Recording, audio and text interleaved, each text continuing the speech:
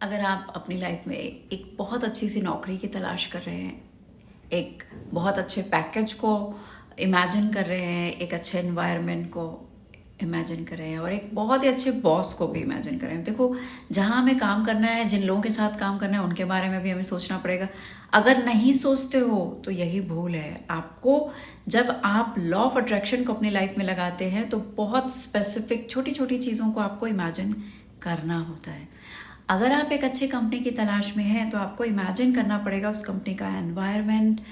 आपका पैकेज, आपके आसपास के कोलीग और आपका बॉस, उसके साथ आपका किस तरीके से। अगर ये सारी चीज़ें सही नहीं है, आपको लग रहा है अरे यार ऐसे तो अभी मैंने दो तीन कंपनियां बदल ली, कहीं भी कुछ सही नहीं था, पैकेज तो पूछो ही मत, इसीलिए तो मैं अभी सोच रहा हूँ कि मुझे एक अच्छा पैकेज ऑफर हो, और मेरे बॉस के साथ तो मेरी कभी नहीं बनती, वो कुछ कहता है और मैं कुछ और करता हूँ,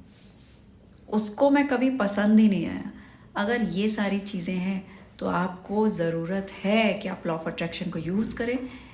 रात में सोने से पहले आप जब अल्फा स्टेट में होते हैं, जब हम स्लीपिंग मोड में होते हैं, स्लीपी फील कर रहे होते हैं, तो उस वक्त आपका ब्रेन वेव जो है वो अल्फा स्टेट में होता है और उस समय आपको इमेजिन करनी है एक अच्छी सी पिक्चर जहाँ ये सारी फीलिंग्स आपके लिए जनरेट हों, पूरी फीलिंग के साथ में उसको विजुअलाइज कीजिए। मॉर्निंग में उठने के समय आपका ब्रेन अगेन अल्फा स्टेट में होता है, उस वक्त पे आपको विजुअलाइज करना है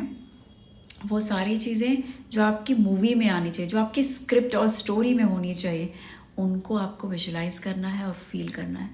ये 1 मिनट की पिक्चर आपकी लाइफ को पूरी तरह से बदल सकते हैं, आपकी डेस्टिनी को चेंज कर सकते हैं। अच्छा, अमीर बनने के लिए ये सारी चीज़ें क्यों चाहते हो अपनी लाइफ में? क्योंकि आप चाहते हो कि एक अच्छी आइडेंटिटी हो, आपकी एक अच्छी आइडेंटिटी क्रिएट हो और आपके पास बहुत सारा पैसा हो, ठीक है?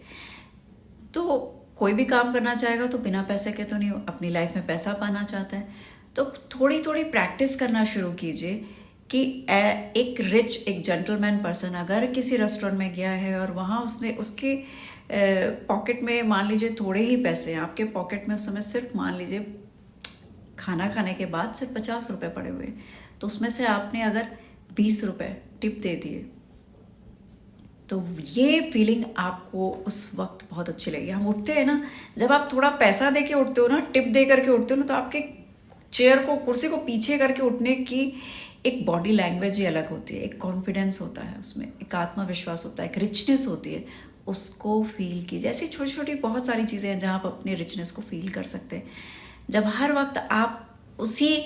आइडेंटिटी में रहेंगे तो डेफिनेटली आपकी फ्रिक्वेंसी हाई होगी और आप उन सभी चीज़ों को अपनी लाइफ में अट्रैक्ट कर सकेंगे जो आप